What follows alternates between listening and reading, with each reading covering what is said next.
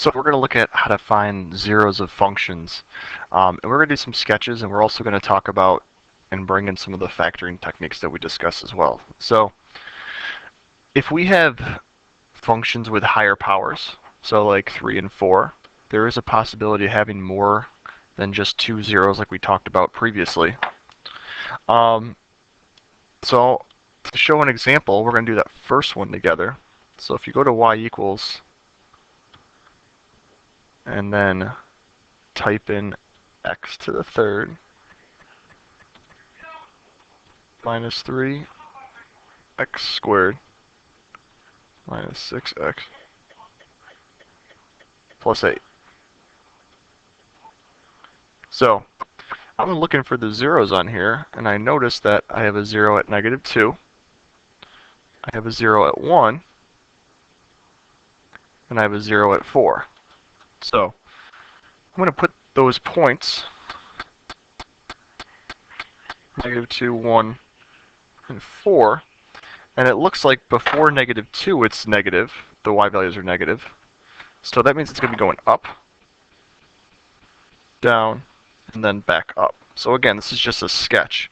And again, we're highlighting those intercepts. So if I was to factor this, those should be the solutions for the factors.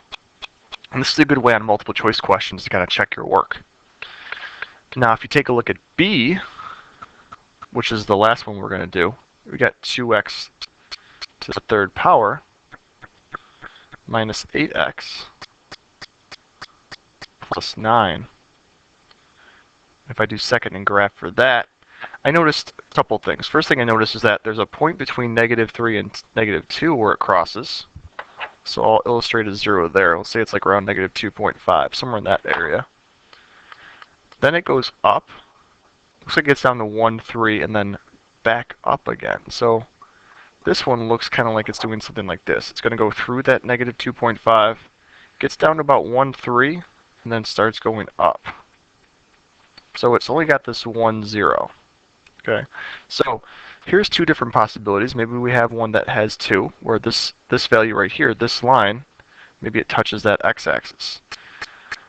But we're guaranteed to have at least 1 if it's a third power like this, because it's got to cross through that line, because the end lines go in the opposite direction. Now let's look at another example, and this one we're actually going to do a little factoring for, which we'll do on a couple questions on this assignment. So they give us x to the third minus x squared minus 12x. So I'm going to go ahead and determine the zeros by setting it equal to 0. And I'm going to start by dividing out an x. So then I have x squared minus x minus 12.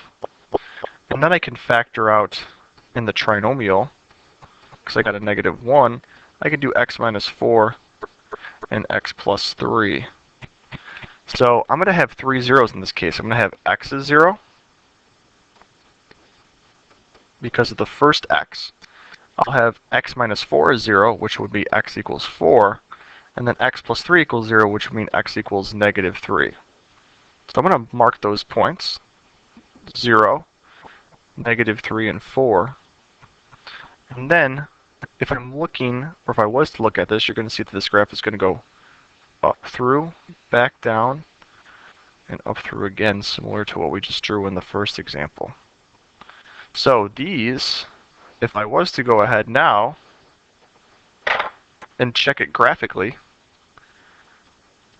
which I'm going to do, so I got x to the third minus x squared minus 12x.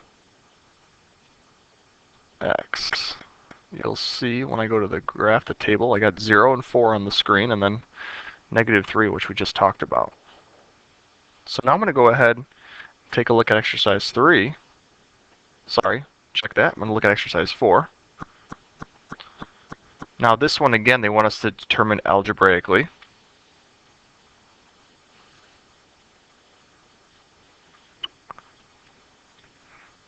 So I'm going to go ahead and set this equal to 0.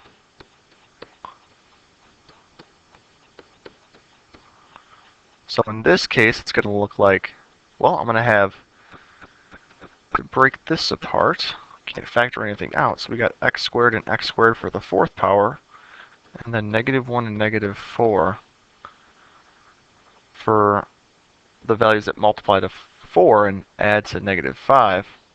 And then I'm going to have to go farther with this. X squared minus 1 is a difference of perfect squares. And x squared minus 4 is going to be x minus 2 and x plus 2. So for this one, we're going to have 4 zeros. We're going to have 1, -1, 2, and -2. So I'm going to put points on all those positions. So in this case, I want to take a look at the function for that. So if I do x to the fourth minus 5x squared plus 4, and then hit second graph, you'll see those values that I just talked about. And if I go look at the graph itself, you're going to see a sketch of what this looks like. So it looks like it comes down, goes back up, back through again, and then back up one more time. So in this case, both of these, kind of like an x squared or a quadratic function, these both go, end lines both go in the same direction, up. So as you're looking for those zeros, think about factoring techniques like we just did here to help you find those zeros, but also relate it to the graph and the table to see if those zeros match. Because if they do, then your factoring's correct.